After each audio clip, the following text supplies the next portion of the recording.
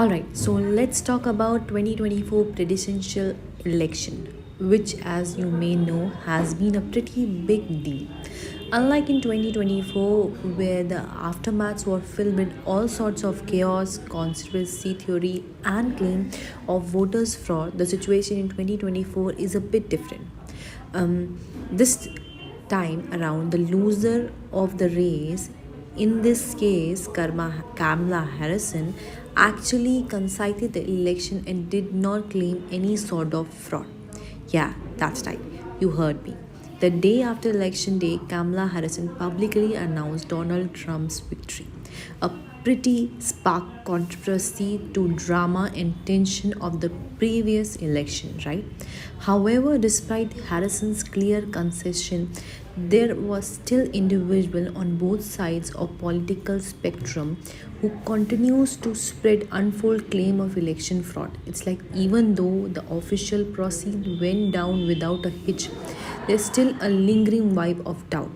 I guess it's just a part of social media era we live in now, where any random post can go viral and stir up trouble. So where the deal with all the post? Well, specifically one of the most claimed are focusing on the number, particularly the vote totals. They're saying that the number just don't add up. In particular, they are pointing out the fact that in 2024, Joe Biden managed to secure more than 80 billion votes, but Kamala Harris in 2024 apparently got around 65 million. People are saying this is dramatical drop in vote in suspicious, inspiring that something is off. But we dive deeper into the numbers, and this thing started to look a little different. So let's break down. So we found out that now when we are actually looking into the post claiming that the voters totals show irregularity or fraud, it turns out they are based on like outdated and incorrect information. Yeah, like the data they are using doesn't actually reflect the current state of view voters. These posts were mostly made right after the election when Trump had been declared the winner. At that time, there was still 10 million of dollars left to count. So obviously, when the final tally wasn't complete, people jump to conclusions, which happens a lot. These heated political comments on as of 2025, the voter tally is totally into it. Kamala Harrison is receiving around 74.3 million votes, and Donald Trump has about 76.84 million. So, yeah, Trump is actually leading and about 50% of the popular votes compared to Harrison 84%. 48%. Not a huge difference, but it's clear that at least of now, Trump got the edge. But there, the thing, if you compare this to the 2022 number, we see a notable difference in 2020. Joe Biden won 81.27 million votes, while Trump came to 74.22 million. So Harrison has received 7 million fewer votes than Biden did. But before we jump to conclusion about voters' vote, let's think this thought. There is a reason why the number aren't lining up exactly the way. Why the voters drop? First of all, let's talk about the voters turnover. It's not a secret that turnout rate is 2024 was off the chart. In fact, according to the University of Florida Election Lab, about 66.38% of eligible voters cast the ballot in 2020. This was huge turnout driven in part of the political and widespread availability of mailing in voting. But if you look into this, Parliament data suggests that the turnaround is a little lower. Around 63.68% of eligible voters has voted so far in 2024. Still, that is actually the second highest turnout for presidential election in this country. So it's not like we are talking about a major dropout here. Still, it's clear that few people are voting compared to 2020, which explains some of the difference in the vote numbers. And yeah, while the turnaround rate is still lower, and we can't forget that 2020 was a bit outlier, the pandemic with its lay down, and the travel restriction pushed a lot of people to vote by mail, which boosted participants in 2024, which there are little closer to normal, and that might explain why fewer people showed up to vote.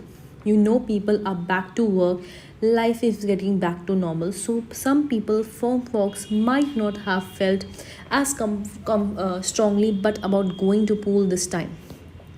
it I mean, that makes sense, right? Now let's talk about candidates themselves. Kamala Harris is just not popular as Joe Biden was in 2024. I mean, Biden has certain appeal in 2020, particularly with people who are eager for change after the Trump presidency. He was able to unite a lot of different groups from modern Republican to diversity, even some independents. But Harrison, well, she has been in the spotlight for a while now, and her numbers aren't exactly lighting up the chart. She might not have the same board appeal about Biden did, and yeah, that a lot of people who voted for Biden in 2022 might have decided to vote for Trump in 2024. Or maybe they are just skipped voting for president altogether. That happens when people are less enthusiastic about the options. Other factors of considering is the possibly that some people who voted for Biden in 2020 might have not been motivated to vote for Harris in 2024.